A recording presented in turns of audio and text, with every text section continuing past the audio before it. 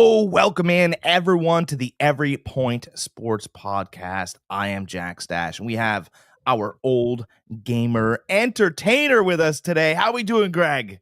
We're doing great. We're always doing great. It's Sunday. Football's back again. Championship weekend.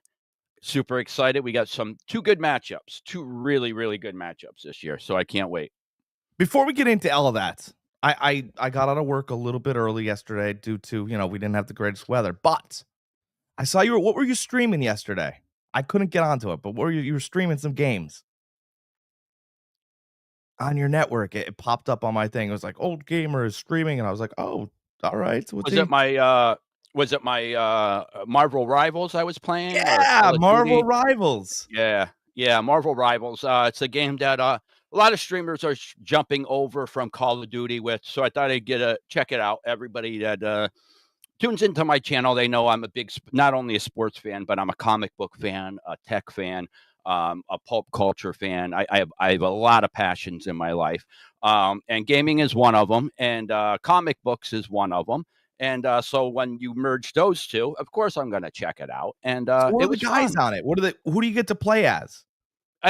Pretty much a nice roster. I mean, they just introduced a whole Fantastic Four. They have Venom in there, Spider-Man in there, Iron Man, Moon Knight, some obscure characters like Squirrel Girl. No, so it's a lot of fun. It really is, and they're going to be adding more and more characters throughout the life of the game. But it's anybody that's a gamer. If you played Overwatch, it's similar to that. It's a hero shooter game. But yeah, it's a lot of fun. I had a lot of fun. Unfortunately, my group that I play with, as far as Call of Duty and everything, they're not too much into it. So I'm a solo guy when I go over there, but I've met a couple really cool people over there. That's one great thing about gaming online and talking to people. Yeah, there's a lot of jerks out there. A lot of people that really tick you off, like get under your skin purposely. But you meet a lot of cool people. Like I met two really great guys that I've been friends with for 3 years now. Never met them in real life. But we play 2-3 times a week, another guy I met, his dad was a defensive coach for Florida State.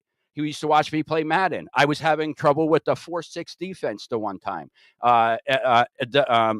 playing against it. I'm like, dude, do you have any plays? Like, you know what I got a week later in the mail? His dad wrote a book on the 4-6 defense. Oh my God. So he sent that to me.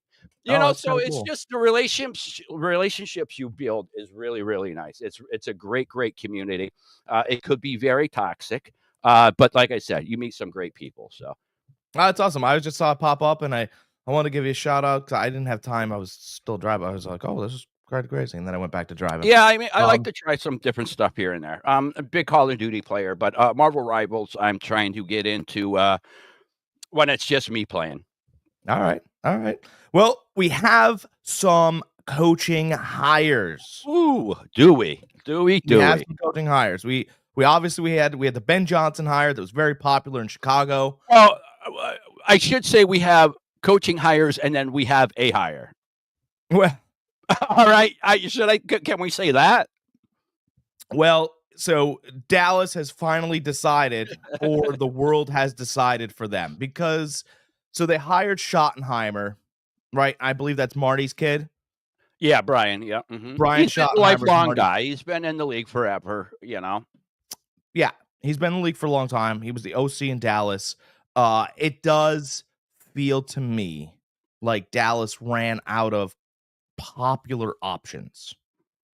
Right? They couldn't lure. It feels like, if the New York Yankees wanted, Don Mattingly, or they wanted this Buck Showalter. They wanted this Lou Piniella, and Lou was like, yeah, you know what?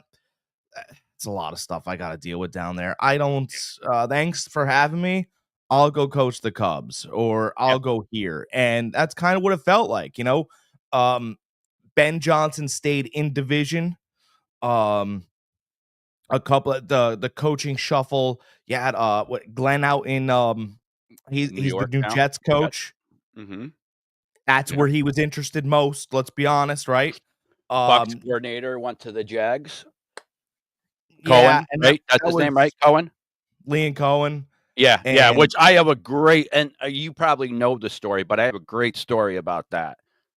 you know, he's gonna find sledding to be difficult, I believe. But Oh, yeah. Did you you know, while we're on, Cohen for a minute, let me just okay, tell the quick story, and again, you probably heard it being down in Tampa already, but, for our viewers, I got a chuckle out of it, actually. So, Brett Cohen is the offensive coordinator for the Buccaneers. The Jaguars were looking for a coach. A lot of people that were interviewing for the position, said thank you, but no thank you because of their GM, Trent Baalke. He used to be the GM for the Niners, and he is a bad GM. He sucks. All right. He is bad. Yeah, bad. I can't believe he even got a second shot with the Jags, but he did. He's a football guy. He's a football minded guy. He just doesn't make the great decisions in my eyes. And apparently in these teams' eyes, the two teams that fired him. So the Jags owner, what's his name? I forget what his name is. Con. Khan. That's it. Says, you know what? I've had about enough. No coaches want to come here. Baalke, you're fired. Cohen hears this and says, you know what? I might want to have another interview with them. They call him. They secretly set up an interview. In the meantime, Tampa Bay is trying to make him the highest paid coordinator in the league at that time. He's getting ready to sign the contract. Tampa Bay's calling him like crazy. He's ghosting Tampa Bay. He's ghosting Tampa Bay. And he goes down to the Jags. He takes the job and never truly tells Tampa Bay what he's doing. But I just thought that's kind of funny how a person ghosts an NFL team. I just thought that was funny. So yeah, okay. A couple things to unpack. I don't think Balky's a bad GM. I don't It know was what he did in San horrible. Francisco, but hold on, let me get to it. He drafted Trevor Lawrence, right? That was easy, though. That's a no-brainer. Okay. Well, how about a some-brainer? He put players around Lawrence that he was comfortable with. Okay. And the real problem here became that Trevor Lawrence only throws a good pass to one kind of player, and it's a tall player. Trevor Lawrence cannot hit short players. He can, unless they cut a rug like Christian Kirk. Mhm. That's it, right? So he brought in Christian Kirk, which was good. He brought in Calvin Ridley for nothing, right? And by the way, it didn't work out because Trevor can only throw to high players, Mhm. right? And so, okay, we brought in Ingram. He ended up injured in the second season, but that was a good addition. How about a some-brainer? Brian Thomas Jr. gonna be a monster. Trevor decided to get himself hurt again because he's not the smartest fellow. Liam Cohen is going to rip out the rest of his hair halfway through the season and start looking back at Tampa Bay going, what did I do?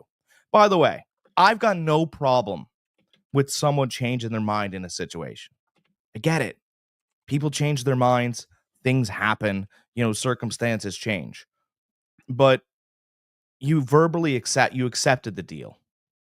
You said, you know what? I'd like to stay here. I'd like to perform as the Tampa Bay OC again, and I will be the highest paid offensive coordinator in the league. And Mhm. I just think how the rest of it was handled, because you could have called Tampa back. You could have answered your phone, Yes. and you Yes. could have let them know and kept them abreast to the situation has changed. And now what you'd like to do is revisit the situation you had before, Mhm. because you weren't going to go back to Tampa. You already knew that. And so I just think, it feels a lot like Josh McDaniels. Mhm. And it's going to turn out a lot like Josh McDaniels. All right. Enjoy your day. The one thing I will say about Baalke is his first round picks are pretty much he's hit on his first round picks. That I'll give him. But And everybody after does that, that, right? forget about it. Forget Yep. about it. Yep. And the only time his first round picks hit if it's not a wide receiver. He has never hit on a wide receiver in Brian the Thomas first Jr. round. What I'm talking with the Niners, AJ No. Jenkins. Horrible. Horrible. Passed up on Odell Beckham Jr. Horrible. That was a long time ago. But he was our GM a long time ago. No, but I'm just saying, like, You in know, he was the Jacksonville. GM. What really has the Jags done? Nothing for him Well, to get credit for. well, Nothing. the Jags have done nothing because the Jags players have done nothing But because the it's up to Jags the GM players to aren't. bring in the type of players that either A, your quarterback can throw to, or B, that your coach can coach. I think your biggest problem in that whole division is your biggest problem on that whole team's Trevor Lawrence. No one wants to say it, and it's really unfortunate. It's unfortunate, and he either will change it or he'll be the biggest NFL bust of all time. Because I don't want to I don't know hear. of all time. I don't know of all time. There's some pretty bad ones, like Well, Tim Couch. Like I remember back in the early '90s, some of these quarterbacks that were coming out that were supposed to be a generational Tim talent. Couch, Jamarcus Like Russell, they were I get it. horrible. They I were get it. horrible. They never got a second contract. I get it, but That's why. Lawrence is way better than those guys were. He got a second contract that he's You know. not gonna come close to. No, Like and I like agree, but unfortunately, that's where we are in the NFL. Is a Trevor lot of these Lawrence quarterbacks that are getting signed to these big deals will never perform up to those top tier contracts. Trevor Dak's Lawrence is living worth proof of that. He's not worth 250 million. Trevor Lawrence is worth $30 million in an iPhone 4. Yes. That's it. Listen, 30, 40 million I would pay for him. Not no So, 50, 60. and by the way, Travis Etienne came into camp not in good shape. Like, Mhm. all these things, this isn't Bulky's fault. But it is. These are the players he brought in. These are the type of players that you drafted. You need to know these things. If you draft a player that is notoriously known for not working out in the offseason, that's on you. Well, he is known for working out, just didn't this year. And it just to me, it's just a little interesting. By the way, brought in a quarterback whisperer. Doug Peterson does well with quarterbacks. It's just your quarterback sucks. And a generational and this, that. I'm telling you what, like, you want to stack them up against each other. I'll take Sam Darnold over Trevor Lawrence. And I don't like Sammy Boy. Yeah, I mean, right now it's hard to dispute that. I mean, Darnold had a great year. Lawrence had a better year than he had last year, but it was still a down year. It was still a bad year for him. It's just, But again, I don't put it on him. I put it on the organization. That organization has done nothing since freaking I don't remember what the hell his name was. That you know, quarterback that was there. Huh? here's what it's like to me. What was the quarterback's name there when they beat the Steelers and everything? They had Patrick Ramsey on the team. Like they had a freaking killer team. That Was it defense was was it nasty. Rome? I don't No, that was the Panthers. No, it was the Panthers. It was Mark Brunell then. That's who it was, Burnell. Yeah. But look at Yeah. it's like everyone blaming the Detroit Lions for how bad Matt Stafford was at times.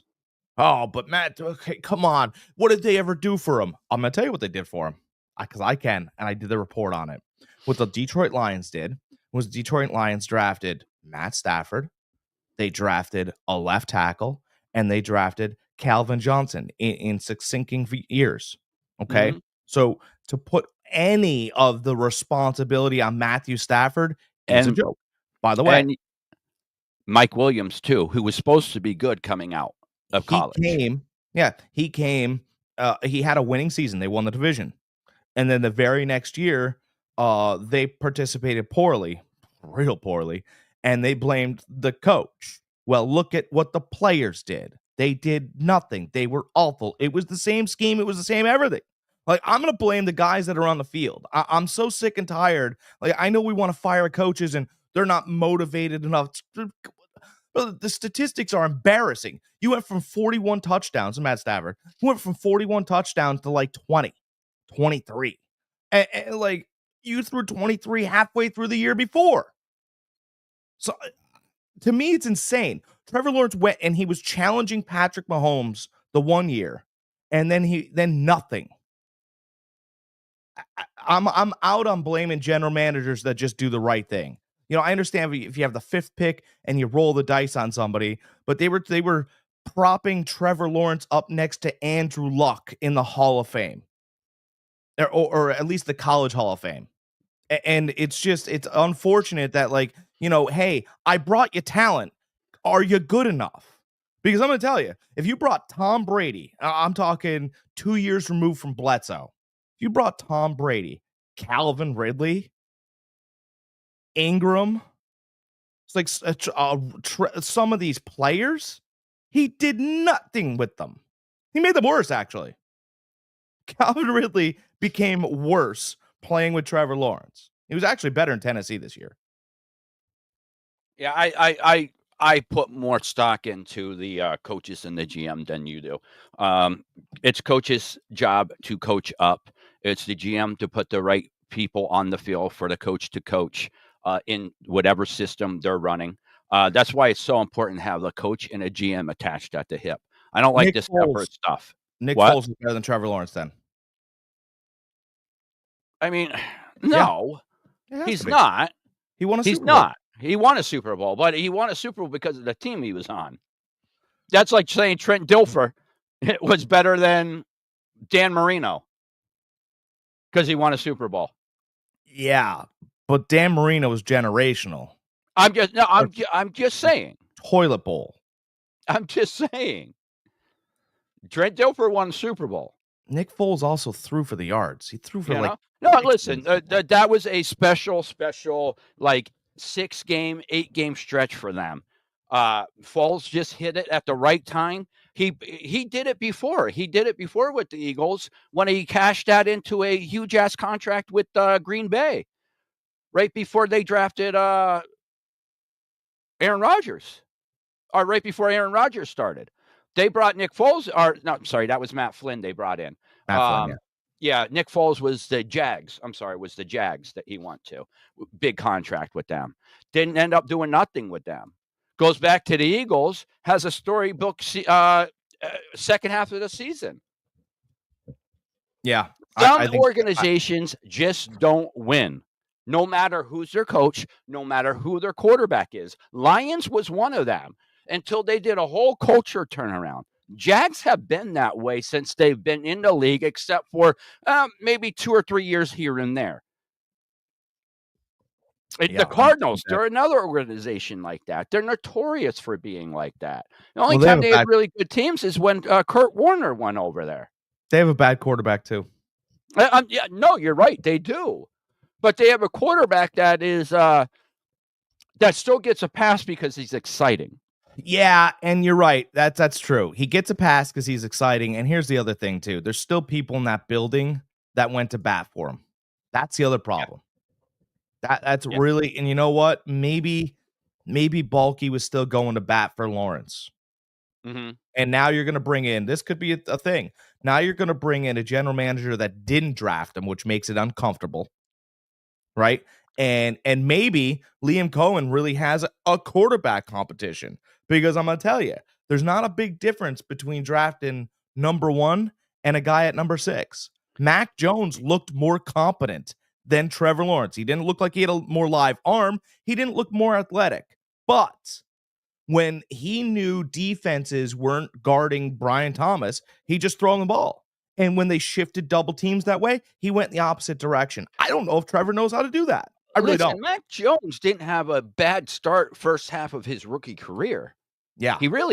He looked pretty good. Like the New England was getting praise for drafting Mac Jones, and the Niners were getting shit for drafting freaking Trey Lance, because it was supposed to be the other way around. They were talking about Shanahan wanting Mac Jones.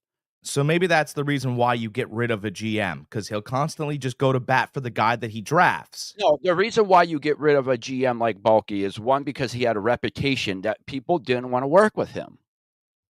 There's a reason why coaches, like you as a coordinator, you have a head coaching opportunity. You're not taking it because of a GM. There was multiple interviews that they had with offensive coordinators that did not want the job because of the GM, because of Balky. We'll see how good those coordinators do. Listen, I'm just saying. The Tampa Bay Bucks had a nice year. They scored a lot of points. there's a big difference between being a coordinator and being a general on your team. Oh You yeah, are the guy. Huge difference. So there's not a lot of people that can do it. Who even knows if Ben can do it? Ben Johnson. Ben Johnson. Yeah, Yeah. I you No, know who knows? The way he called that last game, it's like, what the hell? little curious by the way. He got hired in the same division. You know, who was it? Tom Brady was on Colin Cowherd, and he was talking about how he believes it is a problem with these coordinators uh, interviewing for coaching positions during your playoff run. They're I not like as here's the other thing focused. too. Um, I like how Tom Brady does all these interviews directly after I say something. That's what I like. I said I that. uh, Did I not? I was watching speak something Speak for yourself.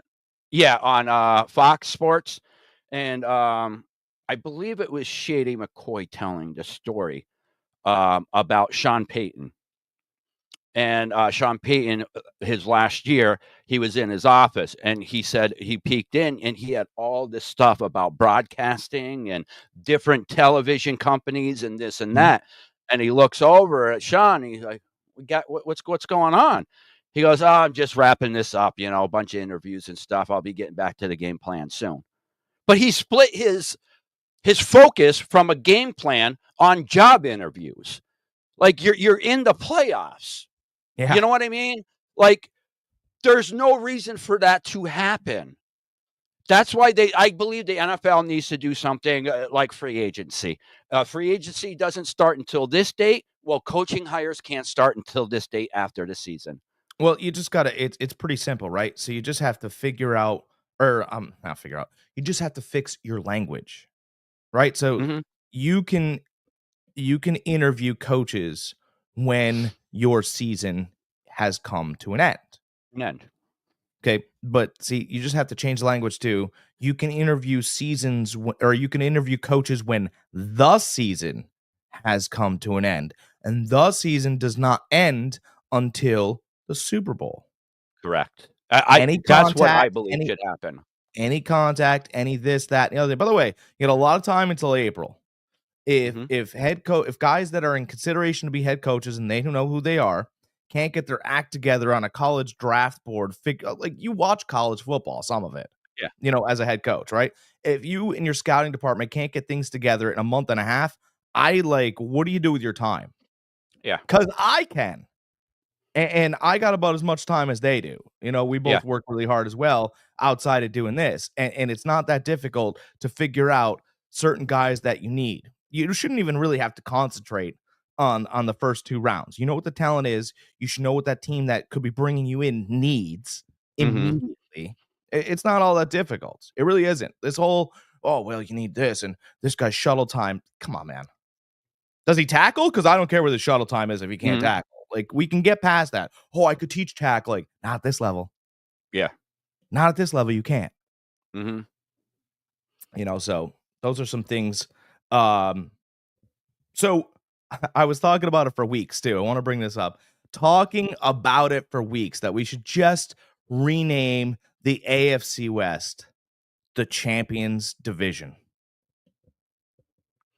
That's what I've been saying it for weeks because I'm like, outside of the Raiders, you Mm-hmm. got Harbaugh, you got Reed, and you got Peyton running around there. And somebody knocked me and they said, "Well, Harbaugh doesn't have a Super Bowl." I'm like, "Come on, he went from He college does football. have a Super Bowl. Oh, wait, who? Jim My doesn't have Harbaugh? a Super Bowl. Okay, Jim Harbaugh, yeah. yeah. He's been to So, him. He's been to it, did you but just yeah. say my Harbaugh? Oh Yeah, my my god! Harbaugh. I'm gonna get you a rate. I'm gonna get you a Chargers hat. That's it. That's it. My Harbaugh. You don't own a Harbaugh. No, Jim doesn't have a title, but he has a national title, a national championship, and he played in the Super Bowl. So I call it the Champions Division. That's what I was calling it outside of Antonio Pierce. And in the offseason, by the way, Pierce had Tom Coughlin running all over that building. So there's not a lot of difference, I don't think. Okay.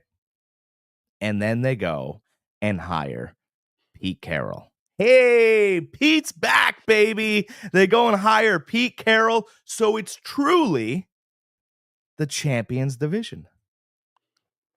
That has gotten impossibly hard. Mhm. Uh, I guess the two things. The one thing I want to ask you is Jim Harbaugh considered a player's coach? Yeah, is he? But No, he no, can I don't. start rubbing players the wrong way because he breathes competition. Yeah. All right. I don't care if you're Herbert or yeah, uh, the quarterback. I don't care if you're him. He wants somebody there pushing him. He wants somebody there to try to unseat his job. He wants him to feel uncomfortable. He doesn't Yeah. want any player to feel like this spot is mine. He lives, breathes competition. All And right. that's where it ran thin with the 49ers. A lot of people couldn't take that upstairs. Okay. So, all right, then we'll put these coaches in categories then, Mhm. right? Because I think all coaches breed competition. I think they all want competition. I think that there's a way to get guys to compete to make it fun, and then there's a way to get guys to compete that makes it uncomfortable. And that's Harbaugh. He wants you to be uncomfortable. Right. And so, here's the thing. I'm already uncomfortable in my life, right? Because I have a life going on outside of this. I, Mhm. I would appreciate me if the competitions between guys were fun and I would still compete. Right? I got a wife, I got kids, I got schools, I got this, I have all these other things. I'll compete my tail off if it's fun. If you're trying to make me feel like I don't have, like, if you're taking my name off my locker, I think I'm done with you because I don't need that. This is my locker, and it's just that's childish to me. Um, I think him and Sean Payton are the same. Oh, absolutely. I would, He's come. I know he didn't coach in that same coaching tree as Parcells and them, but he's still bred into that old school coaching.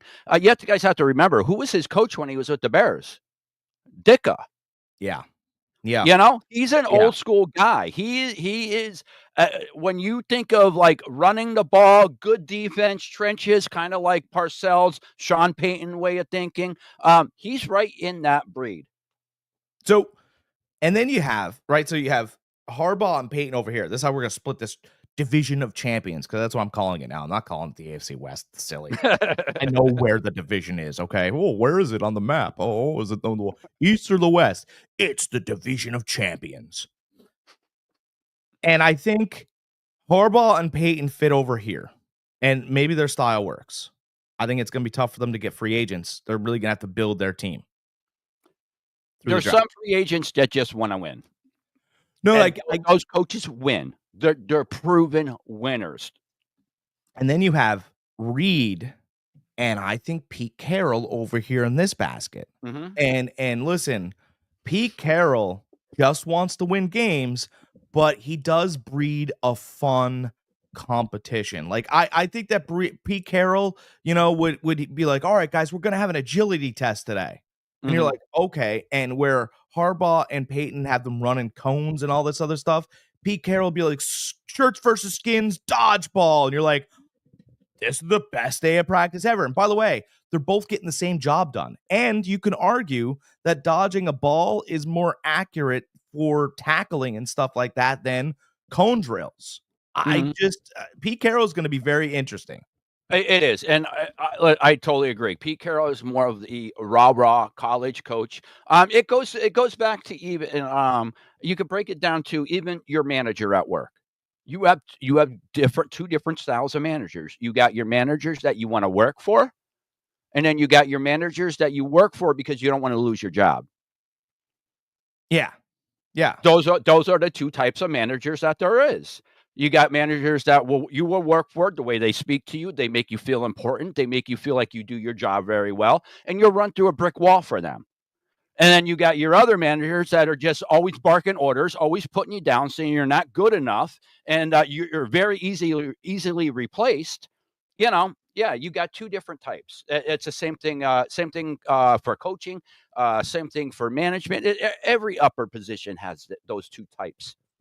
And so I think, and by the way, I think Harbaugh kind of fits in the middle if we're really looking at it, right? To be quite Mhm. honest, so I think your most player friendly coach, man, it might be Pete Carroll. I don't know. Andy Reid's fun too, Andy but Reid's right up there. He's always been that. I know, Yeah. but like Like I still remember the draft, and he's probably a tough guy to crack, right? Because he's always in the gym, he's always buff, he's working out, he's really serious.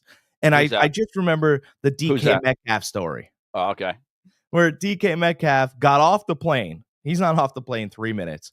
And the guy's like, I have to drive you right to the facility. And he's like, okay, sure. So he drives right to the facility. And there's a guy downstairs, and he's like, yeah, listen, DK, I don't mean to make a big deal about this, but Pete Carroll wants to see you immediately. I don't know what you've done. I don't know what you said, but Mr. Pete Carroll needs to see you immediately in his office now. Mhm. Anyway, DK's like, oh, geez, I thought this was going to be a different experience. I'm in trouble in the NFL already. All right. So he goes upstairs with his bags and stuff, and Pete Carroll's standing behind the desk with his shirt off. And he looks right at DK Metcalf and he flexes. He goes, hey, what do you think of me? And DK Metcalf goes, this is exactly what I heard. All right, great. Yeah, you're in pretty good shape, coach. He goes, yeah. He goes, I can't wait to get in the gym with you. He goes, I tell you what, I'm really excited to have you here, blah, blah, blah. And that's Mhm. great. Yeah. And that's that's the kind of guy that I like, because I'm like, all right, he made me laugh. I'm gonna go work my tail off. That's a fun Mhm. guy. And I understand he's gonna be mad sometimes and he's gonna be upset and we're gonna be losing. But here's the thing. For me, it was always different. When you losing, right, and trying your hardest, the yelling guy always yelled louder. Like, but I hear you. You're yelling. Mhm. Right? I know I'm trying, or I'm doing my best. When you were losing and the fun guy was yelling, he would always find a moment of levity because he knew that the browbeating was just too much. And you just needed Mhm. maybe to laugh and to loosen up, because otherwise we're gonna all go crazy here. And you Mhm. need that minute. And I think that's very important. Pete Carroll's going to be a really good Raiders coach. I think it's an excellent hire. They brought over the general manager, the assistant GM for the Tampa Bay Bucks. Big Mhm. deal. Kid, or the guy can do it. The Raiders are heading the right direction. I mean, I don't mean to get you guys all super excited, Raiders Nation, but you should be. The only thing I'm very leery about is his age. He's up there, and I'm not saying as far as relating to the players, I'm talking health-wise. I think he has a couple years in, coaching left in him, but, like, he's up there in age now. I don't know how old is Pete Carroll? I think it's 73. 73. He got a 3-year deal only. He got a 3-year deal with the team option on the 4th. Yes. Yep. Mhm. And I think what's kind of interesting about that is, you know, the Raiders seem to be like the type of team that after he's done or they find a better guy or whatever, I think they would move him upstairs. I think he would transition upstairs and become part of what the Raiders do. I do think that division, has gotten tougher.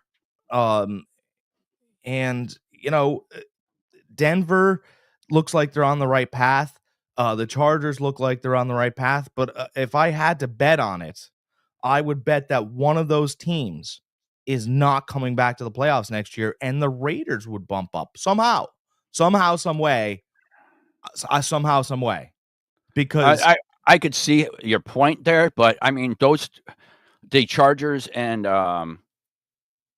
Denver had really good teams this year, and now you're giving Peyton and Harbaugh another year to bring in their type of players to solidify that roster even more. I I find it hard to believe that the Raiders would unseat them. I'm with you. I think the Raiders are going to be much, much improved, but it's hard to jump over two teams like that uh, when they're already have a roster that isn't totally built for that coach yet. Do you know what I yeah, mean? Like, yeah, they're only a couple years into like a year into their coaching turnaround. coaching turnaround with the players, bringing in the players that they want. Yeah. So just imagine another year on top of that, but minus injuries. Injuries are a whole nother thing. Bo But Nix goes down with an injury. Who knows what happens with that team? You know Pete what I Carroll did mean? it. But I'm just saying, you give both of those coaches another year to bring in their type of players. I find it hard to believe that the Raiders would unseat them Well, next year. Pete Carroll did it in one draft in Seattle. Mm-hmm. And the only reason why I'm saying is like another year with these coaches is another year of wear and But they browbeat. weren't the NFC West wasn't the AFC Championship West. You know, you're talking about that division. I'm a Niners fan. That division sucked back then.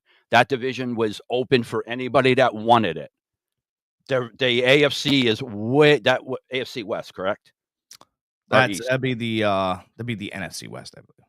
No, I'm talking the Raiders. Yeah, it's AFC West. Yeah, West. Yeah, that division is just bar none 100 times better than what that NFC West was at that. No, I know, but what I'm saying is what Pete Carroll did was in 2 seasons basically. He built an offense and a defense basically out of the college draft, right? Let's be honest about it. And no one talks about it. They just bury it in history, and he's the golden boy and all this. That beat and buried and embarrassed. It's the last Super Bowl that we shut off. A Peyton Manning Broncos team. We shut it off. Yeah. Like, there is no way. I remember where I was. Do you know where I was? I'm going to tell you. I was at River Grill during that Super Bowl. And I watched our good friend, he just had a birthday, Ed Price.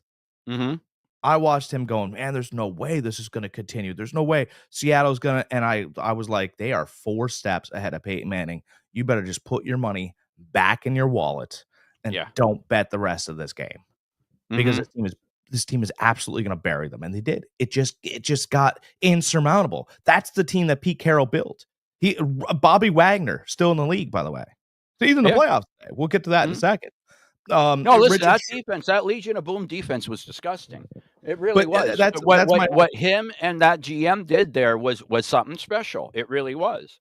Well, but I think he looks for players. He looks for 2 things. A lot of guys look for shuttle time. This, that. Pete looks for personality too.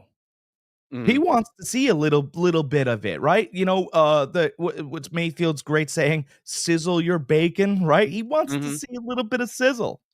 And I think he can turn the Raiders around quickly. And I'm telling you that if you're dealing with, you got Andy Reid, who's a great players coach, and then you have 2 guys in that division who are a little browbeating. And if the going does get a little tough next season, one of those teams is going to slide. I would argue that Denver overperformed their expectations this year, right? Absolutely. Yeah. Okay. So I would say it's going to be them that slides. I don't, the Chargers will build a better offense, and Denver will too. But Sean Payton's a little tougher. And I do think that he wears, and I mean, he looks like he gets older by the day. Oh, yeah. I know we all do, but that guy looks like he gets 10 years older by the day. Same thing with Kyle Shanahan. I mean, that guy, he looked like a young sprout kid when he took over. Now he looks like an old man. Yeah, right here and all. 5 minutes. He looks beat up. He does. He looks like he's gonna be like he used to be like a cool guy, coming in, flat brim cap and everything, and now he just looks like this miserable, like old guy that just got beat up.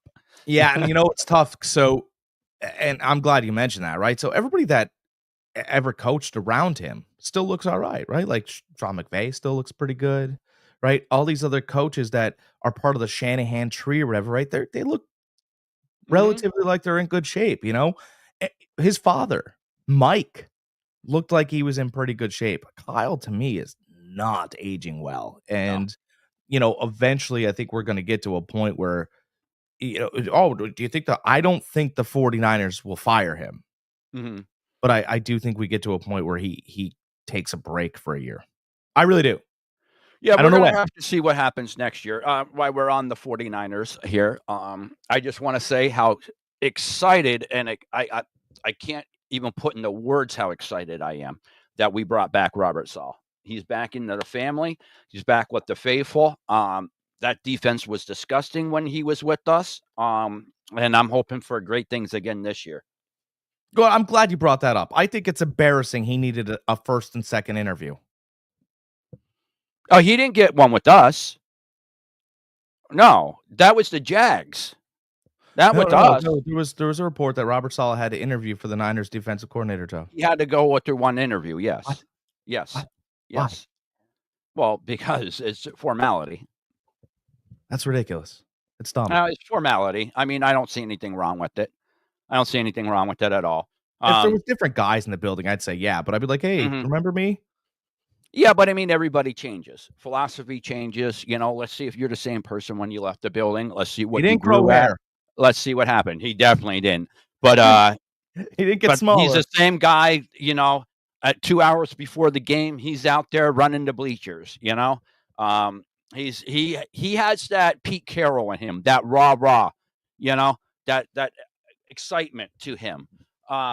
Which Kyle doesn't. Kyle's different. Kyle's more even keel. So I like to see that on the sideline, that fireness. So I'm super, super excited to see him back. I like I said, I can't even put it into words how excited I am. Yeah, so I think Sal's a good coach. I do think that he ran into some he ran into the New York media, and you gotta almost be as bristly as they are. And he's not. He's really he's a gym guy, he's a nice guy. Right? He's not a guy that wants to answer the same question 35 times, 40 different ways. Right? He's not a I think he thought he could be a Mike Tomlin. He's not Mike Tomlin. Mike Tomlin will look in the camera and go, yeah, I'm starting this guy, and that's the last time I'm going to answer that. You're like, oh my God. Mike, are you okay? That Pittsburgh media and New York media is two different animals. So no, but I think Mike Tomlin could walk into the Jets media and go, all right, Joe, I said shut up. And you're like, all right, I'll shut up. Jesus, Mike, that escalated very quickly. I just asked you what your favorite color was. Mike Tomlin just shuts it down so fast. And where Robert Saleh nices himself into a corner. Yeah. And you know what? I think sometimes you just don't want to deal with it. And I think he niced himself into a corner, and then he had to stick up for his niceness. Like, he clearly told Aaron Rodgers that he was allowed to take this little sabbatical, and then he went, yeah, we're gonna fine him. It's like, well, why? For what you said he could do? That's a little strange. It's like, hey, Jack, you can go out tonight. I'm like, all right, yeah, I'm gonna go out. And then when I come out, they're like, oh, you really went out? You're like, well, yeah, what is going on? I could. Am I crazy? I think I'm crazy. Right? You stand in front of the judge and they're like, see, well, what seems to be the problem? You're like, oh, I'm crazy. I just think it's really I can't. I think it's very interesting how the Jets went with another defensive coordinator. Yeah. We'll see how that goes. What I mean by but those of you that doesn't understand what I'm talking about, the Jets hired the Lions defensive coordinator as their head coach. So they had Robert Saul, who was a defensive coordinator last year, for their head coaching job, and now they brought in another defensive coordinator. You would think they would want an offensive coordinator, kind of mix it up a little bit. Didn't work out with the defensive coordinator. Let's bring in an offensive coordinator then. Well, and I actually thought this with this whole Liam Cohen situation.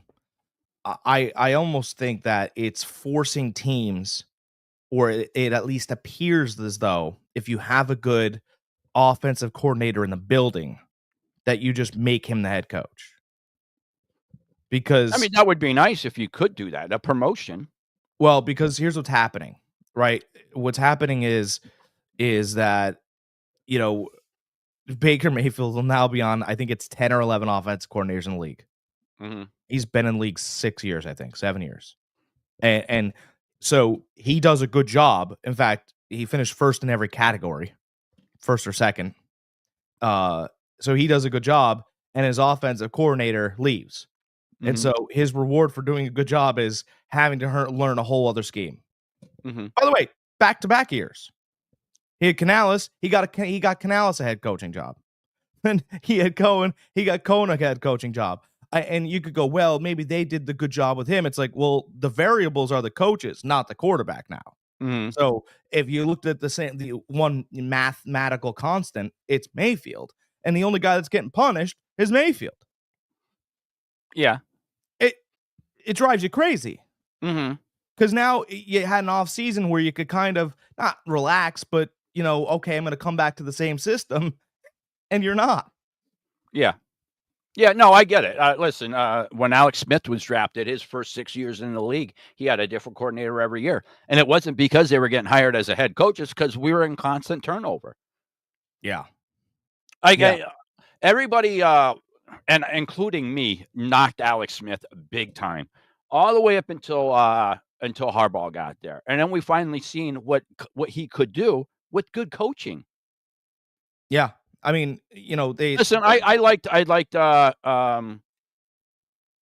Mike Nolan. I thought it was a great story. His dad coached for us in the 70s. He comes in coaching for us. He wants to wear a suit like his dad did, this and that. Reebok makes him a suit so he could wear on the sideline. Just great story. And then just never worked out. He was a horrible coach. He just really was. Just never worked out. He should have worked in the suit department at Sears. That's where he should. He should have. And then they bring in somebody like Tomlin, the fucking rat. Excuse my language. But you know how he got that job? Who did? By ratting out Mike Nolan. Who was that? Saying Mike never did this. Mike never did that. Nolan didn't do this. He didn't do that.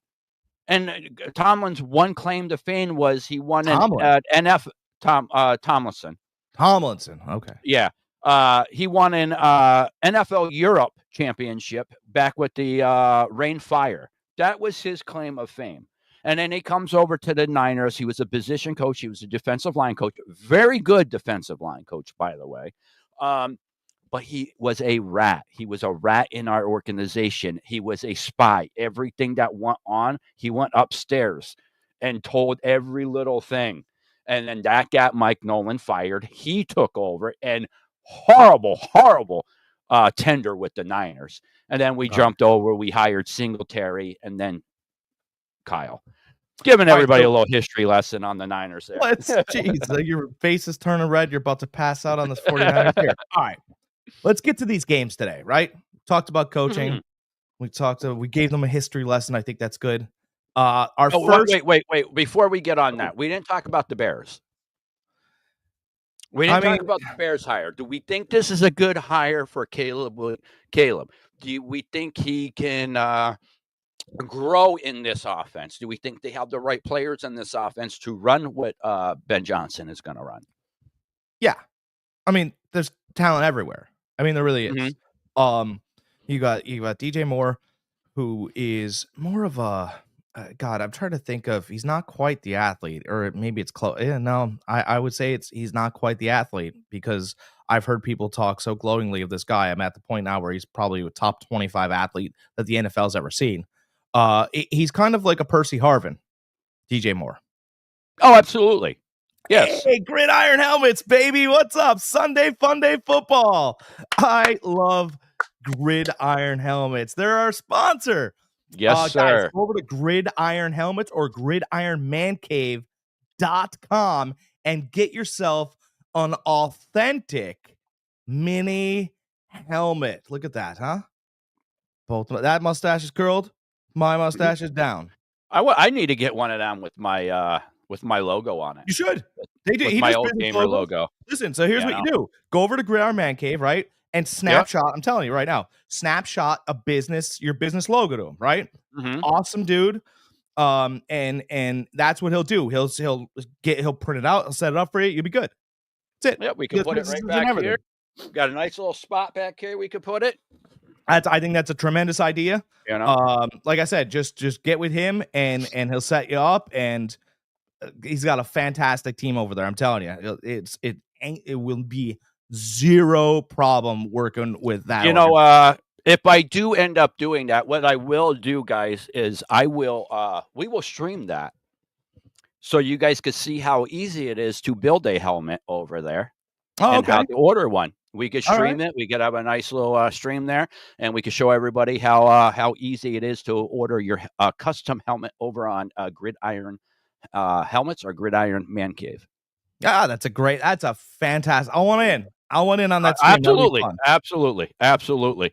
That'll All be right, fun. That's a great so idea. we were talking about the Bears. Hey, Ben We both Johnson agree. just Yeah, like they have a great roster. We talked about it preseason. We thought Caleb Williams had the best roster made up for a rookie that we have seen. Correct? We both thought that, right?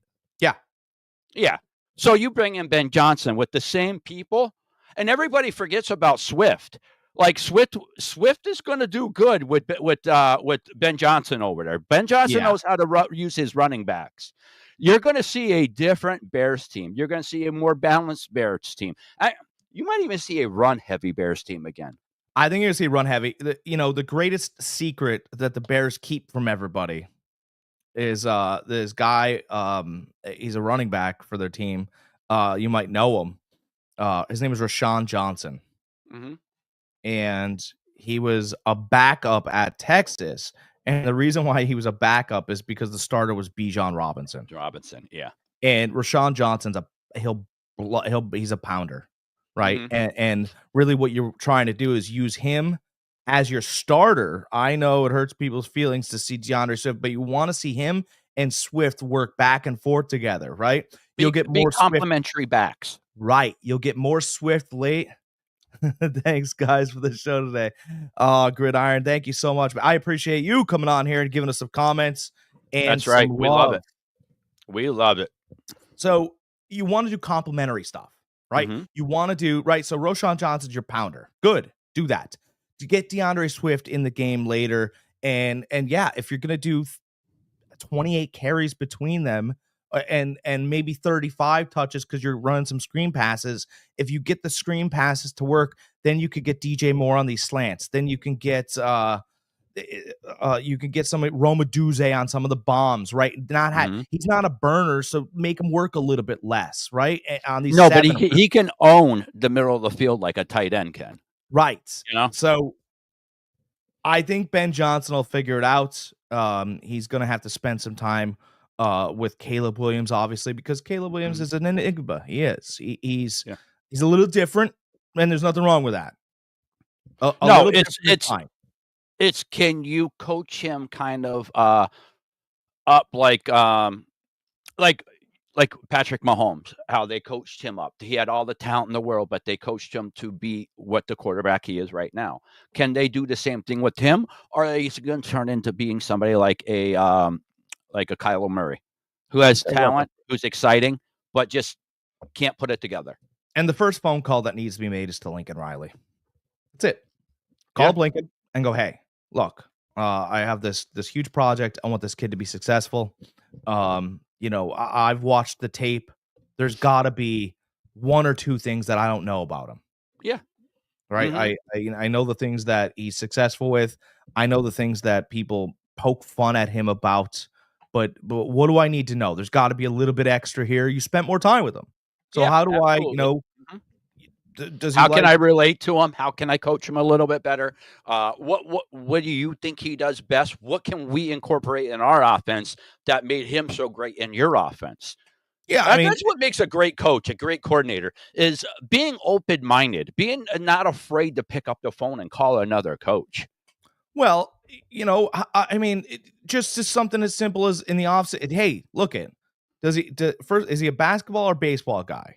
Mm-hmm. And if he's a baseball guy, we go, okay, look, Bears or Cubs or White Sox. And if the answer is White Sox, even if it's none of those things, you're showing the player that you care and you're trying to connect and you're trying to, build a relationship together. If he's a Bulls fan and he doesn't like this team though, and he's not a big Bulls guy, hey man, Michael Jordan runs a NASCAR team. I'm sure you can make that connection and get him down there to meet Michael and stuff like that. But I think there's certain things that you can do right off the bat as a coach to try and show the player that, hey, look, when you're going to get dropped in a game. Just remember, I didn't get you dropped. and I'll try and fix that to where we can get you into a better situation because I'm here to fix the situations. Mhm. That's a big deal. Do you know who did a great job at that? John Harbaugh. He won a Super Bowl already with a great defense, one of the greatest defenses we've seen. He didn't hold his hat on to that. When they drafted Lamar Jackson, he knew what they had.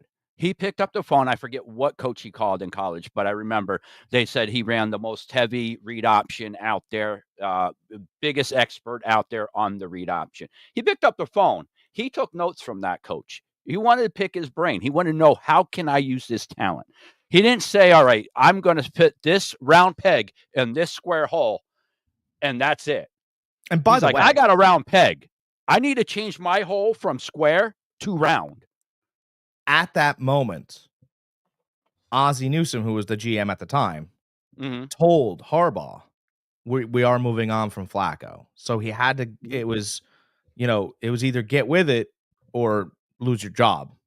But no, I'm just saying, a lot of coaches would have held their own, saying, listen, I want a Super Bowl. I'm going to do it this way. If you want to fire me at the end of the season, midseason, whatever. But my credential says I can win doing it this way. He didn't hold on to that. He was willing to change. He was willing to evolve as a coach. There's a lot of coaches that's pigheaded that wouldn't do that. They're like, my way. And Kyle's one of them. Kyle Shanahan is one of them. It's my way. It's my plays. We don't. Brock Purdy can't even call an audible at the line of scrimmage. Kyle gives him 3 plays. 3 plays. Says you have one of these 3 plays to pick from. Don't veer from these 3 plays. I think that's ridiculous. It is. Look. I love the 49ers. I don't agree with that. Yeah, that's going to be a problem coming later on, because once the quarterback evolves, he's going to see something, and now you got a real problem. And that's what you want. That's as far as a coach, isn't that what you want? Like, isn't that what made Peyton so great? Well, Shanahan, his father, was like, look at, we called and stuff, but we got to trust John. John sees certain things. And if you don't trust that the guy sees certain things or doesn't see certain things, then you're wasting your luscious black hair, and that's why it's turning gray. Yes. Yeah. No, listen, I'm in total agreement. It's I don't even want to say that it's pigheadedness. It's almost borderline arrogance. To be careful, Greg. You're turning Commander Red. I am. I can't help it. You know how passionate I get when I get talking about this. And believe me, I love Kyle. I really do. I know I had a little bit of love hate with him throughout the year, but it was a rough year all around for us. I believe we could turn it around next year, but he's very he's arrogant as hell. He really is. I think he got a problem, but that's me. I think you might have a problem there. All right. All I know is that if we wanted to trade Kyle Shanahan to another team that needs a head coach, we would get a first-round pick for him. That's all I know. And then I think they would have a problem. Trade him to Arizona. See if he wants. Never to in division. Because, Kyle is a good coach. He is a good coach. He's been to 2 Super Bowls. He's lost 2, but he's a good coach. He's lost 3. Well, 2 with us. Yeah. As a head coach, he lost 2. Well, as a head coach, he lost 2. That other one, you could put the blame on him all you want, but he wasn't the head coach. All you got to do is teach him how to run the ball when you're up 28-3. Really, it's not that difficult. When you're up 28-3, you are the head coach because you could just run the ball. Pick up 3-4 yards. I get it. And for somebody whose system predicates on running the ball, like Shanahan's does, it was a shocker he didn't. You just run the clock out, and the game is over. When you're up by that much, you are the offensive coordinator. You are basically the head coach. Yes, but also as the offensive coordinator, no, you're not the head coach, but as the offensive coordinator, if they're stacking the box, you would think that you had passing lanes. I want you guys to get absolutely blackout drunk later because you will anyway. I don't want you to play Madden. The problem was with that defense that they were playing against. They'd come back and they'd falsely stack the box. They were dropping back, and no every time that Matt Ryan would go to the line, they would be like, "All right, we're going to check out of this running play because the box there's 8-9 people here right now." And then they try to pass it over the top or down the middle. And then what New England was doing, they were just dropping all their linebackers back. They were bringing it. They looked like they were bringing everybody in, but they were just dropping everybody back in zone coverage, and they had no answer for it. No, but no answer that last quarter and a half. I want you guys to get blackout drunk. I mean, stupid silly, right? Room, fans, everything spinning. And then I want you to set a Madden score to 28-3 and just run the ball the rest of the game and see if you win or lose. No, because I think you'll still win. I'm a weird guy like that. Let's get to these games today, huh? All right, absolutely. Let me bring these games up here.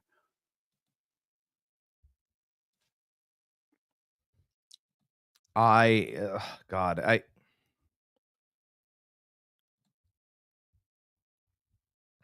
we betting today, huh? Who we betting? All right, our first game. We got it right here on the docket. Let's see, NFL. We got Washington Commanders at the Philadelphia Eagles.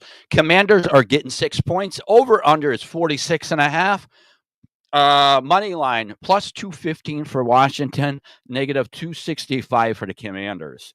I'm sorry, negative 265 for the Eagles. One big thing about this game that everybody needs to know is Payne, defensive tackle for Washington, is not playing.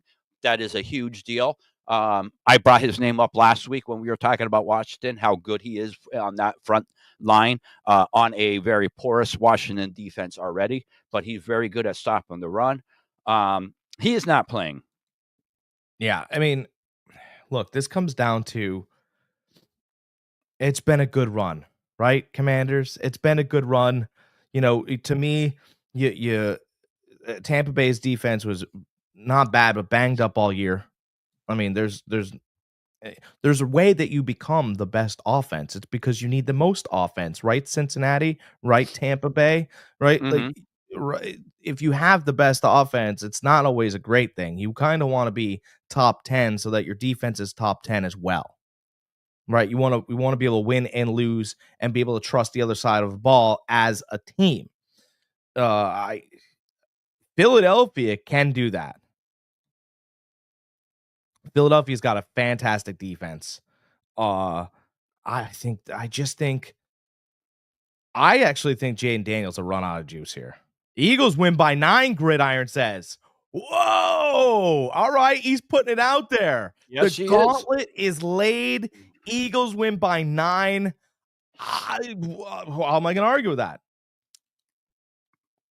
Listen, Barkley's a different animal right now.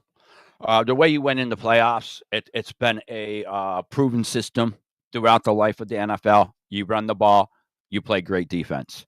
What does the Eagles do best? They run the ball and they play great defense. Yeah. Thing that scares me is Jalen Daniels. He's a different type of rookie. Anybody that watched that game last week, every blitz that they had, he just sat back in that pocket and he looked perfect. He just nice, calm, delivered the ball, checked it down to who he needed to check it down to. No stupid mistakes. He is playing great. And what did I say last week about that Washington game? I said Jalen Daniels scares me, but I still like the other team. Yeah, and that holds true. But here's the thing. So Tampa Bay lost a ton of momentum when they ran a trick play end around on their 10-yard line. Right? Or the Lions. No. This was prior week. This was Tampa Bay. Oh, okay, the week before. Lost a lot of momentum. Washington grabbed the momentum. It got tight at the end. Tampa lost because they lost that momentum. Detroit began running trick plays and a turnover here, a turnover there. Then they ran a trick play. Jameson Williams became the quarterback of the team, and Jared Goff it was replicated to a guy standing there watching a trick play go poorly. Mm-hmm. Washington continued with the momentum that they had from the turnovers earlier. Mhm. Right. And both teams, I feel like, needed to do this because their defenses were beat up and banged up. I mean, we love Jalen Daniels, but he was playing against backups and guys that were really injured and could only play maybe 30 snaps. And that's all they did. Mhm. Right? Banged up, beat up, couldn't really go all that well, and then did their best. That is But not the case here. he still beat the team that beat the Vikings the previous week No, I get or that, 2 weeks. but that's not what he's doing here. He's going But up against I'm just saying, he's you going up know, against a stacked that 100. Lions team was still a good team, even though they had a lot of injuries on that defense. That Lions team was still very, very good. Yeah, They I get still it. took the division. They were still they were still took that division, They're not this Philly defense. In, you in know? fact, what was it? There was I think there was 4 weeks, 5 weeks left in the season, and Philadelphia was starting to come on and really start to dominate games. And, it's been the Detroit story all year. And it's somebody, we said it actually. And then another franchise came out and said, they're like, the Eagles might be the best team in the NFC Mhm. because Jalen Hurts, that dude looks injured. Let's just throw this out there. Jalen Hurts looks injured after week 2 in the NFL every year. He does. He gets Mhm. up like my grandmother, and she's 88 years old. Mhm. He just gets out. He looks exhausted. He looks banged up, bruised up. So, like, I just maybe this is the player we're getting now, but he does not need to dominate a game. No, And especially having Barkley back there. He does not need to. All he needs to do is just his bare minimum. Let Barkley do all the work. the one thing that kind of, I don't know what you want to say, it worries me is his relationship with AJ Brown. He Mhm. clearly favors Devonta Smith at this point, which is fine. I get it. Mhm. But is AJ Brown dropping passes? Mhm. Because I've seen a couple that were in his hands, and I'm like, man, that's in your hands. And he's just kind of he's dropped a few that you kind of start to wonder, were they dropped or thrown to the ground? Mhm. Because Jalen Hurts doesn't have this rocket. He throws a good ball, but I mean, it's something that needs to be talked about at least because I think it adds a little bit of weight to the game if you're throwing a ball to him in a moment. Right, just like last week, and the thing just gets slapped out, and he's sitting there reading a book again. It's a little interesting Mhm. to me, not in a good way. Yeah. Uh, but I do. I think Philly handles this game. Um, they lost the last one because Kenny Pickett was their quarterback. And by the way, Yeah, Kenny yeah, Pickett, yeah. Hurts went down in the first quarter. They were up 14-0 at the time. and he didn't play poorly. By the way, Kenny Pickett didn't play poorly. It's just when you're not in the game as much as he hasn't been in the game, clock becomes a thing, and he left too much time in the clock. And Washington came down and But scored but on. the Eagles aren't the only team. They Washington has 6 come behind wins with the final drive of the game. 6 of them this year. Yeah, well, I So don't count the Bears one. those of you that are college basketball fans that are love the NCAA tournament, the men's tournament, you guys should love this. This is basically a Cinderella story with Washington. You got a Yeah. Washington team that was garbage last year, drafted a quarterback, made some moves, has won 6 games with the final drive this year. Very exciting. Making it all the way to the NFC Championship game and have a chance to make it to the Super Bowl. I Oh, mean, by the way, everybody, yeah, I'm with you. I do think the Eagles are going to win. I oh, think they should very well handle this Washington team. But just like I said last week, they have Jalen Daniels, and that guy there, he's not your typical rookie.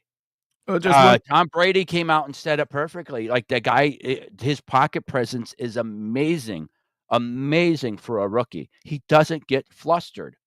He hits the checkdowns when the blitz is coming. He feels it. He waits to the final second. I mean, Brady made a comparison to him last game, how he was waiting to the last second to throw the ball. As soon as he threw it, he was getting nailed, making comparisons to Patrick Mahomes. So I mean, the guy is phenomenal, and that's what scares me is the Jalen Daniels factor. I think Does the luck run out today? Daniels reminds me a little bit. He reminds me totally of Lamar Jackson, only he throws a better out pass. He throws a better outside the hashes. He It reminds throws me a of better Lamar. pass, period. Jalen Daniels throws the ball way better than Lamar does. Lamar's gotten a lot better though, a lot better. No, he has. He's worked at his game. But Um, Jalen Daniels is a pure passer, yeah. runner second. Um, I mean, you he know, showed it when he was with LSU. That LSU and Florida State game that they had last year was crazy. Crazy. I mean, Jalen Daniels showed why he was the best quarterback last year. what usually happens though, Greg, tell us what usually happens to the Cinderella story in the Final Four. They usually get beat. They usually end up into the wall. They get buzzsawed, this and that. But again, guys, I'm just saying, watch for the Jalen Daniels factor. If the Washington ends up winning this game, it wouldn't shock me. It really wouldn't, because of the way that they've won this year. Well, I hope the Eagles win because what you need in a Final Four like this is, and you usually get one, by the way, by Vegas's standards, you get one upset. Mhm. And this is what the public doesn't know because they bet favorites all the time, right? So then they get buzzsawed, like you said earlier, in these games, right? In the championship games. I've got a theory where you're going to get an upset. If you get 3 games in a day, you're getting one upset. You're getting 2 games in a day, you're getting an upset. You just got to figure out where the upset is. Mhm. And the theory is like 83% true for gamblers, just in case you guys are wondering. That's pretty strong. That's when I put it out there, right? When it's been tested. When I saw, what was it? Kansas City beat Houston, Mhm. right? What happened? I got really nervous because I knew that Detroit was playing Washington late. And I Mhm. thought, oh no, Kansas City won. 2 favorites aren't going to win the same day. And they didn't. It's a really good theory. So if we get the Eagles and the favorite wins early, do you know what that means late? Buffalo. Buffalo, and I wasn't rooting for Buffalo, right? Everybody's rooting for the Bills and the Bills Mafia. I think I speak for America when I say we're sick of the Chiefs. I won't Yeah, have the Chiefs. absolutely. I Yeah, won't. We're absolutely. just, we're just tired of them. It's okay. We grew tired of the Patriots. We talked about them lovingly after they were done. Right? Yeah. I don't want them to be done. I just need a break. Mhm. I just need a break. I'm tired. I don't want to. By the way, I've seen the Eagles and the Chiefs. I've Yeah. seen Patrick Mahomes get outplayed by Jalen Hurts in a Super Bowl and get 3 flags so they can kick a field goal. I've seen that story before. Do you guys want to watch Mhm. it again? And just in case you think I'm messing around about the late flags, no more Chiefs. That's right. And just in case you think I'm messing around, go watch it on NFL Films. He got 3 calls to get down the field against a good Eagles defense. Jalen Hurts did outplay him that Super Bowl. They kicked a field goal, and everybody shut off their TVs in anger. Mhm. They felt cheated and robbed, and it felt inauthentic. That's why we didn't like it. And that's why we don't want to watch it a second time. Yeah. Give us Bills and Eagles. Give us a Northeast juggernaut. Give me the Bills Mafia and the fan base that gets all the credit for being the meanest and angriest in Philadelphia because they threw rocks at Santa. This happened. I don't. These Mhm. people love this. Oh, There's a yeah. prison in the Philadelphia Eagles stadium, right? There's a judge's chambers because they get Mhm. insane, but they're Yep. passionate about their team, and so is the Bills Mafia. So let's have that Super Bowl. No one How wants about to watch. how about the Eagles fan that got fired from his job for harassing 2 Green Bay Packer fans at the game? That's okay. You know how positive that guy is? I'm gonna tell you how positive. He'll just find a job harassing people's fans. Yeah. That's how they think. So he's like, "Well, I'll just find a job making fun of people then. They're hiring somewhere." That's how they think. They're crazy. It's Yeah. it's all the Yeah. ice and the Yeah. cold that gets in them. Um, I do want to bring this up. I thought this is kind of important, right? Both of the teams for which I say will lose, which is the Commanders and I say the Chiefs. I think they both lose. Mhm. I think there's tells out there on sports books right now. And I think the tells are the quarterbacks numbers. Right? So Eagles Bills will be a blue collar game. I love blue collar Mhm. people. Right? So you got Jaden Daniels 222 and a half. And then you have Jalen Hurts with 193.5. Those are their over under passing numbers.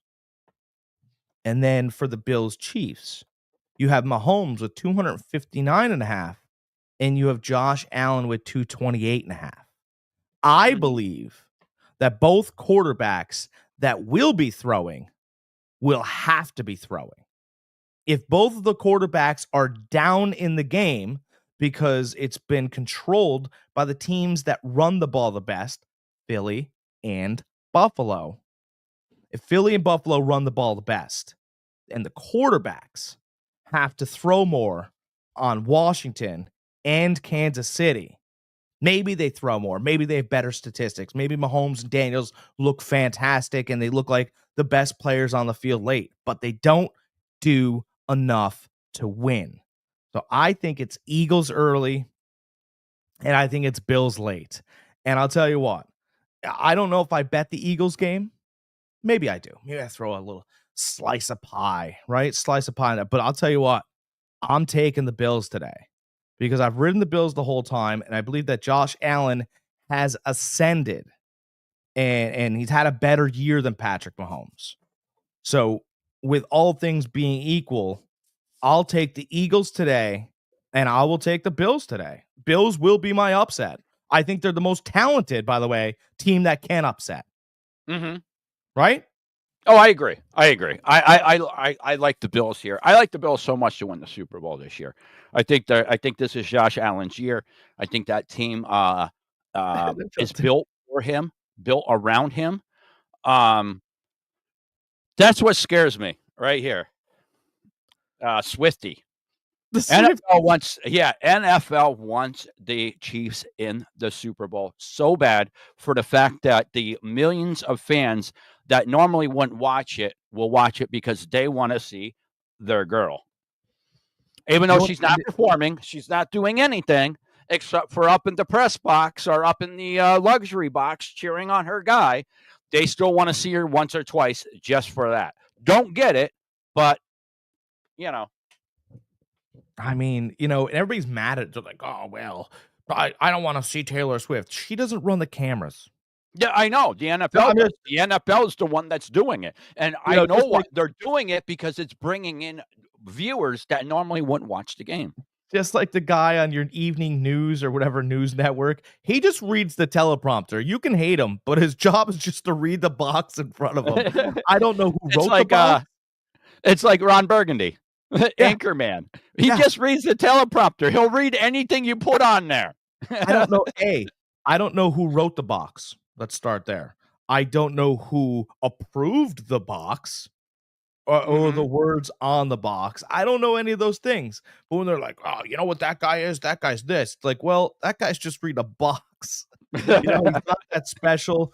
You wanna know how I know he's not that special? He needs a makeup person. She needs a makeup guy.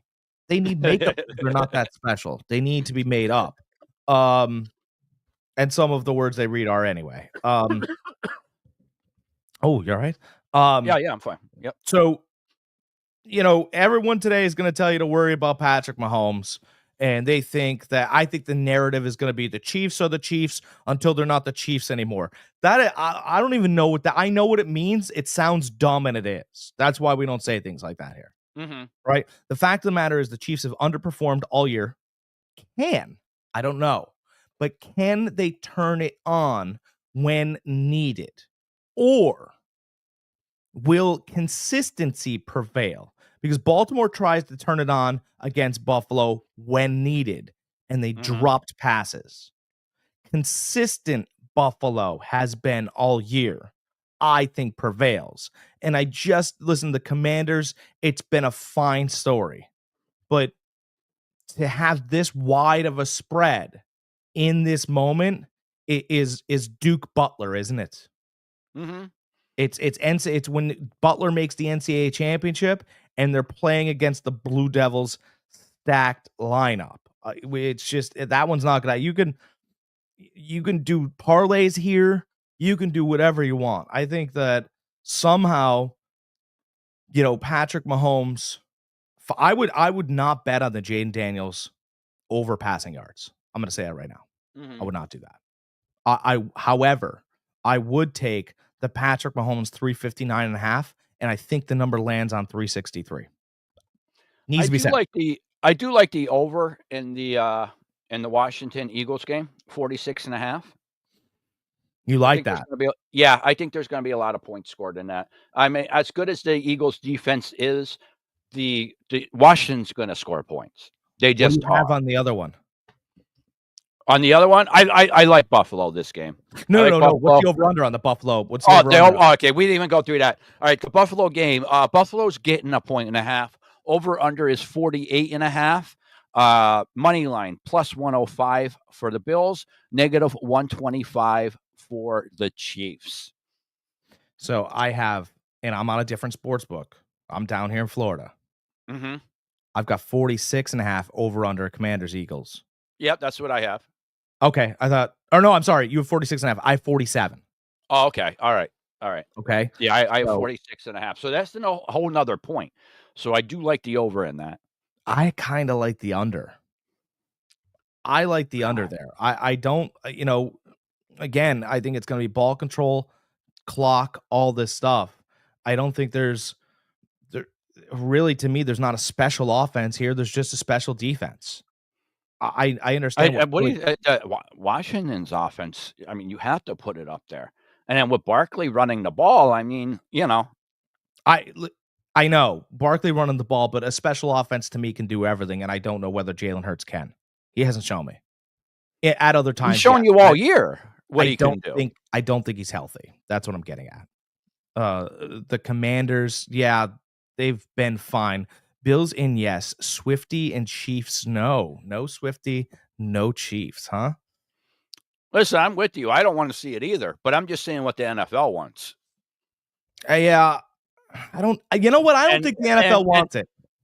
I'm gonna I go know out on they that. do. I'm gonna go out And if you on can the limb. watch the Chiefs game and just say that by the calls that they're getting left and right. So that's why that game scares me. Here's what I think the NFL wanted. Let me go on the record. I think what the NFL wanted was this game. The NFL wanted Bills Chiefs. That's what they wanted. Oh yeah, they do, but they want the Chiefs to win. And I think that they want the Bills to win. The NFL does want Swift. I don't think so. I think the NFL would much like look at if you get Taylor Swift in another Super Bowl and you get the Chiefs to win 3 in a row. That's great, right?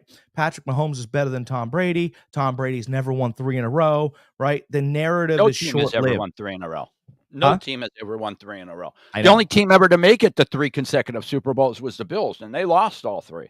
Right. The narrative is short-lived, right? Yeah. It's a narrative that dies very quickly.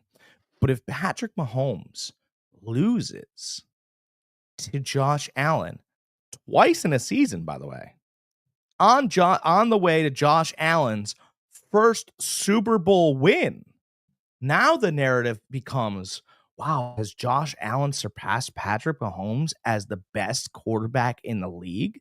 And can the Bills go back to back? And oh, by the way, now Patrick Mahomes and Tom Brady both have 2, but couldn't get up and over the mountain of getting 3 in a row.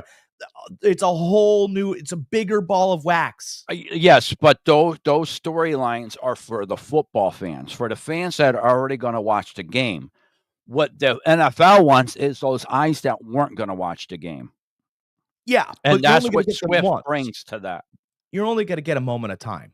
But Instead that's of having, the NFL isn't looking for them to watch the whole game. If they could get you to tune in, that's all they care about, because tuning in one time boosts those ratings dramatically. And with higher ratings means more money for the NFL when it comes to renegotiating those contracts. So whatever eyes they could get, no matter how they do it, they want it. I think you'll get it once. We do have to remember that the Taylor Swift era tour is over. It's over. I get it too, but she's still one of the biggest artists, if not the biggest artist going. I think it'd be, yeah. And I think if we get Bills Chiefs again next year after the Bills win a Super Bowl, I think it's more valuable of a rivalry.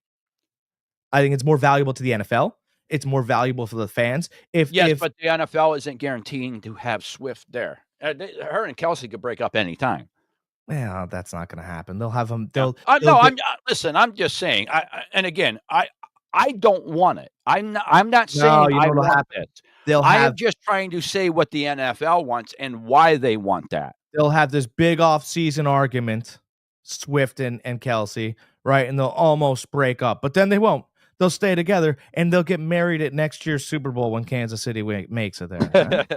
No, I'm saying, like, if we're looking for, for all of you daytime soap opera people, that's it right there. What was Guys, just listen, we said. could get a repeat of the old Super Bowl. We can get Bills versus Washington. We can watch Bills could get revenge on Washington. Kind of.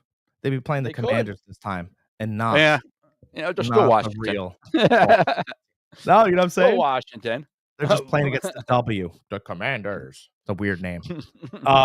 So yeah, I look at, especially I'm gonna be watching early. I'm gonna be watching this Eagles game. Okay, because I think it's very important that if the Eagles win, I will be betting heavily on my theory that there will be one underdog to win. Mhm. And if the Commanders win, I'm sorry. We do have to consider the other side. I don't want to. Mhm. Wedding. Gridiron thinks it'll be a wedding too. See, I'm telling you. Oh, well, he's not excited about the wedding, but it'll be like the Royals getting married, It's You weird, know. but all the stations will be tuned in. A Super Bowl wedding? It's never happened. Yeah, I know. But we could easily see both underdogs win today. We could see it. It's not out of the realm of possibility.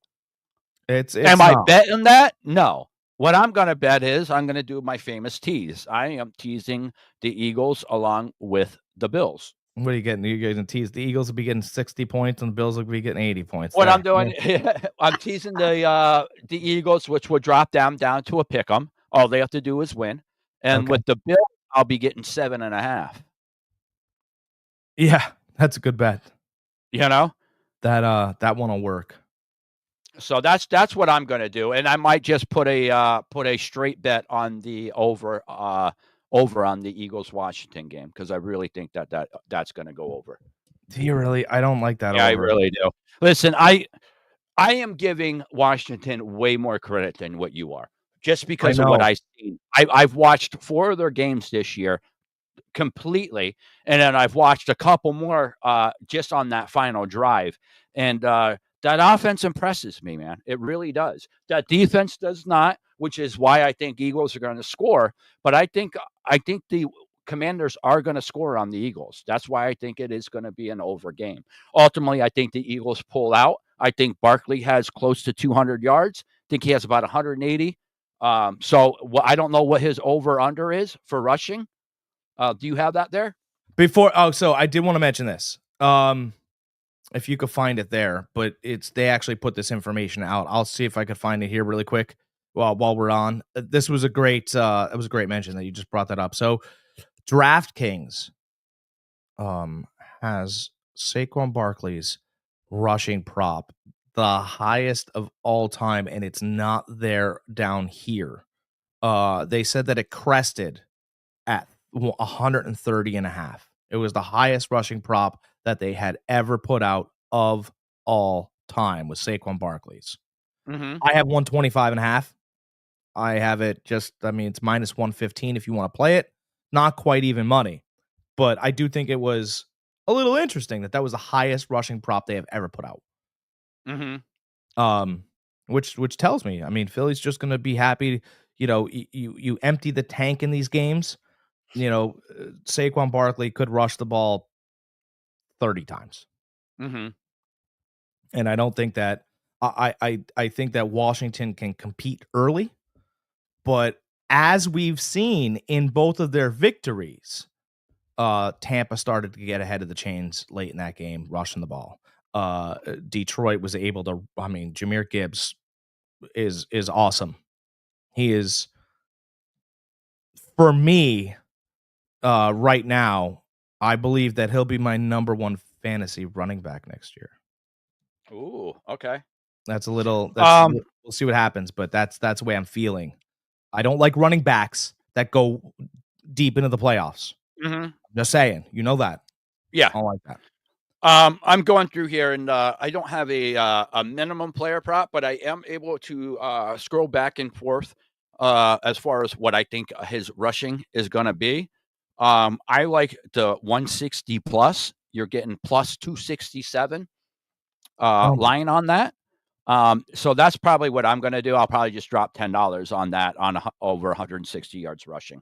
well, I think what's interesting is he's had late touchdowns. This is what I Hmm. want you to consider when we're talking about that rushing prop, right? And he's been around 120 yards, 130 yards, Hmm. and then he breaks one for 70 yards. And that puts him over like 205, 206 in that area, right? So think about what Saquon Barkley has done before he breaks that massive run late. That's what I Hmm. want you guys to think about before you place this bet. Because if he doesn't get that massive run late, and Philly doesn't need to do anything like that, or he doesn't get that luck. It's a little bit of luck, then it's the under. And he'll still have a massive game, right? 20 carries, 110 yards, 112 yards, and they just need to knee it 3 times late. And here comes the TV unplugged from the wall, making its way out of the living room, being spiked in the middle of the road because you went over because you thought that Saquon Barkley was going to go over 160 yards. I do want to kind of say that. No, I get it. I mean, you could be safe and just do 100 yards if you want, but you're not going to get a return on your money. I think he's going to rush for over 180 yards personally, especially Oh, against a wow. porous Washington defense with who's going to be even more porous with Payne not there. I think he's going to have a nice game. I think he's going to have close to 200 yards, a touchdown or two. So that's why I'm going with the 160. I could go 180 or 170 and get a little bit better odds, but I feel very comfortable about that 160 mark. I think I he's going to hit that. I think they're going to run the heck out of him. They're going to lean on him. You know, I do again, I just want to caution people because I do think, you're probably right. And there's a lot of, positivity and enthusiasm behind what you're saying. But Kenneth Gainwell's ticks of carries have been coming up. Hmm. And right, you said Washington defense, not very good. Well, then Kenneth Gainwell should be able to get me 4 or 5 yards if Barkley needs a little break. Right? And Hmm. and it's been going from, like, 4 carries a game to 5 to 7, and you're starting to see an uptick in Kenneth Gainwell, and I just got I feeling it could be under. Hmm. Um, I'm trying something here. I want to see something real quick. Uh-oh, what are you doing? Uh, What are you doing? that would give me. They won't let me do a parlay that way, huh? I'm gonna have to turn Ooh. it into an SPG. What I wanted to do was, I think Barkley's going to have a. I think he's going to have at least 25 yards receiving or 40 yards receiving. I was trying to do a receiving and a rushing with him, Yeah. seeing what it would pay out. But for some reason, they're not letting me do this here. You want a surefire pick? Barkley anytime touchdown. Yeah. No, I agree with that No, but 100%. this is why. Because Adam Schefter has just reported in his 73 starts, Jalen Hurts has only taken snaps from centers Cam Jurgens. Hold on, we're getting the rest of it. Cam Jurgens and Jason Kelsey. If Jurgens cannot play today, Landon Dickerson could shift from guard to center, and Tyler Steen would replace Dickerson, which means probably no tush push on the 1 yard line. Okay. Barkley. Yeah. You're not going to do a tush push with the backup set or with the guard. It's not going to happen. Hmm. Not on the 1, not on the 2, where you would normally be comfortable with making that call, which does lend to more, Saquon Barkley, in my opinion. I don't. What do I know? I'm silly. I have to go in and really get involved in these SPG picks to see what I want to do here. Oh my But god. I do like like I said, I do like Barkley for over plus 160, over 160 yards. That's one I'm definitely doing. Okay. I will do the anytime touchdown by Barkley because I'm with you. That's an easy one. That should be a no-brainer. I know the odds It's probably right aren't in the your greatest, brain. but I mean, crap, if you could pick up a couple, yeah, anytime touchdown, negative 222. So if you put down $20, payouts 29.09. So you basically win $19 on $29. That's not too bad, actually. Anytime Let's score. see. Let's find You a win bet. $9. You win $9.09 If you on that. bet, uh, Now you want to go 2+ touchdowns with Barkley. That's 100 plus 255. 196 on Buffalo pays 401. Buffalo straight out up or what Yep. points? $196 pays you 400 total. Nice. For all you Bills fans that don't want to pay your mortgage, I just did it for you.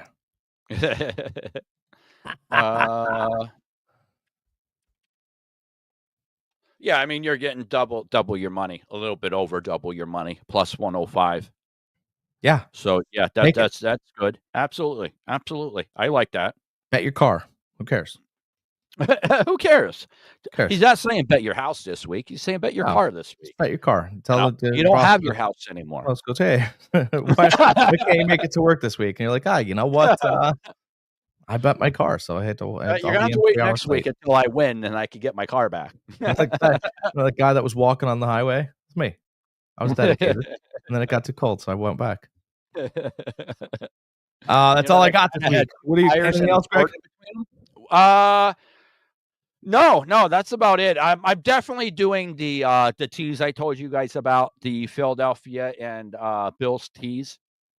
I am definitely taking the over for the Washington Philly game, and I will be taking the anytime touchdown for Saquon Barkley. I will be messing around with an SPG bet as far as rushing yards, receiving yards, stuff like that. But you guys are pretty good at figuring that stuff out. Just don't go overboard. You guys hear me saying about 180 yards with Saquon Barkley. That's a lot of yards. But that's just what I think. If you guys don't think that, then bet lower. Bet the 120 yards. Offer Bet the the book of 100 your right arm. What's that? I'll give you my right arm and my first child. But I'm not saying, I'm just saying, guys, we're giving you what we're going to take. We're giving you what we think is best. You guys don't need to go up that high as far as receiving yards and rushing yards. You guys can always go a little bit lower. Yeah, I mean, you could bet $5 on the game and dance around your house like you want. No, I mean, as far as rushing yards, instead of taking. No rushing yards. I like the Barkley rushing yards, by the way. I don't. I wouldn't play it. Oh, and you're back. Look at that. Yeah, like I was saying, is you don't have to take the rushing yards where I said. You can take the rushing yards at 120. You're not getting as good of odds, but you know Barkley's going to run the hell out of the ball. You know they're going to lean on Barkley. So if you want to take a bet at 120 over 120 yards, do that. I'm just saying, me personally, listen, if I think they're going to hit 180 yards, you're damn right they're going to hit 120. Can you get alt rushing yards? Yes, I had it. I'm trying to find out. Oh, yeah, I could find. All right, so what's the alt 65? Oh, God. Never mind. There's no odds there. Alt 100. Saquon Barkley minus 325. That's the best you could get because everything else is 80 rushing yards. What are you getting? Yeah, I mean, minus 900. Well, yeah. I mean, you don't want to go too low because there's no money to be made. But I thought you can make some money at 80 plus. But yeah, geez, I guess not. I mean, they've really taken the steam out of Saquon Barkley. Yeah, but that's because he's gonna run the ball. Your best bet would probably be over 110 yards then. Minus 202. I mean, I'm not going to do that because I want to make a couple extra bucks. And like I said, I think he's going to get close to 200. So I'm going to go by what my prediction is. And I'm going to go with that plus 160 at plus 267.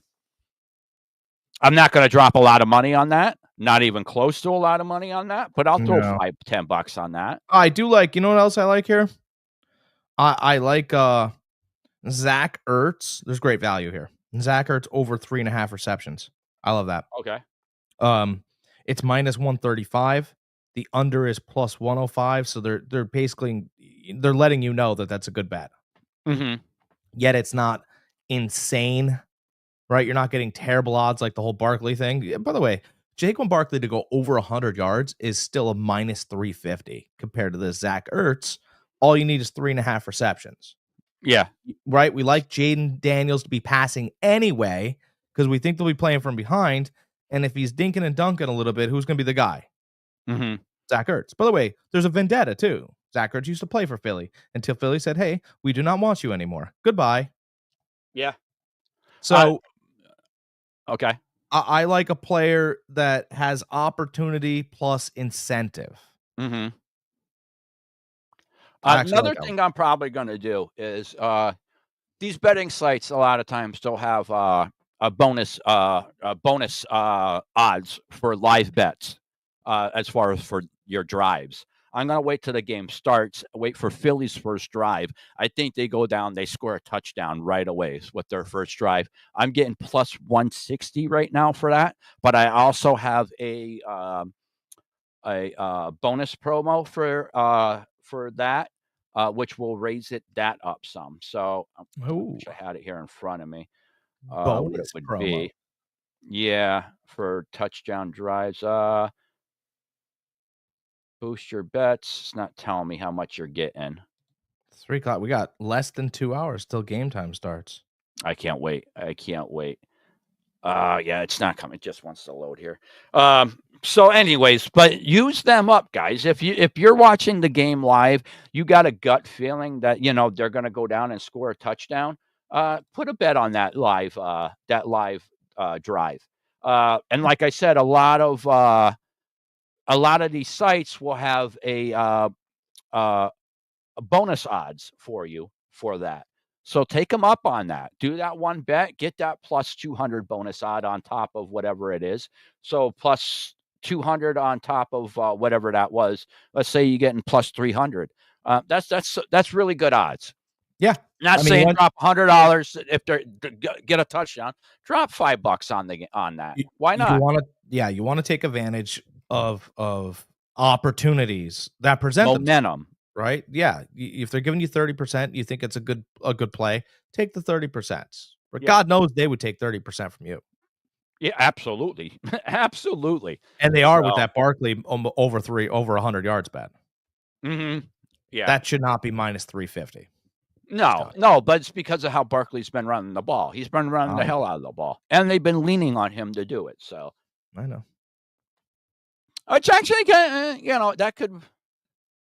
I don't want to say he's getting too tired because it doesn't look like he's not. He looked great last week. So yeah, Gainwell's starting to tick up though, and I'm a little concerned. What's Gainwell's over under for rushing yards? That's a great question. We might want to do that. That's a great question because I mean, there's not a one thing that you have to do here. So rushing yards for Gainwell, where player props is what you have to click first, right? That's what's interesting. That's touchdowns. Yeah, you're probably not going to get it. Kenneth Gainwell plus over 8.5. See, I have two options for him on my end. I have plus 25 yards, over 25 yards. He's at plus 447, and over 40 yards, he's at plus 1,140. I've got an over under of 8.5 yards or carries. Yeah, with the under being favored. What? Wow. I like the over on that. So do I. I love it. I wish I had that on my end. I don't. 8.5. Yeah. So what he's got? I mean, even right here with rushing yards and receiving yards together, plus 25 yards receiving and rushing together. He's at plus 256. Gainwell is. I don't even have him listed. No? Yeah, I have him on here. So I might do something like that. That's not a bad little move. I like that. Because I mean, he can catch the ball too. So yeah, I just think you're going to see more of them than you think. I think over 8.5 yards. Yeah, yeah. Yeah, what site is that? That is, sorry, my voice. It's Hard Rock down in Hard Florida. Rock. It's Okay. only available down here. So, but Oh, if it you're is. Okay. So you Floridians, check up Hard Rock, get that bet in. 8.5 carries. We all know that our 8.5 yards. We all know Gainwell's going to get more than that. I think so. I Yeah. mean, Barkley's Yeah, it's going to need hard a to believe he blow. You're not wasn't. going to, He's not. huh? It's hard to believe he's not, you know? Half yards. I mean, that's sometimes they hide those ones though, and that's the ones that you got to play. Yeah. Yep. Absolutely. Absolutely. All right. All right, ladies and gentlemen, that is the Every Point Sports Podcast, January 26th, AFC, NFC Championship games. We'll be back here next week talking Super Bowl. Wow, we've made it all the way to the top of the NFL season. It's been a long, strange trip as always, but we're here and we're here to make money for you guys. Greg, any last words? Hold on one second. We got one more right here. Great One job. more comment. Gridiron. Thank you so much. Guys, Appreciate it. Gridiron Man Cave. Awesome. My only thing is always, guys, just remember, always jump over, give us a like, give us a follow, give us a sub. Yeah, enjoy your weekend, enjoy our videos, and be excellent to each other.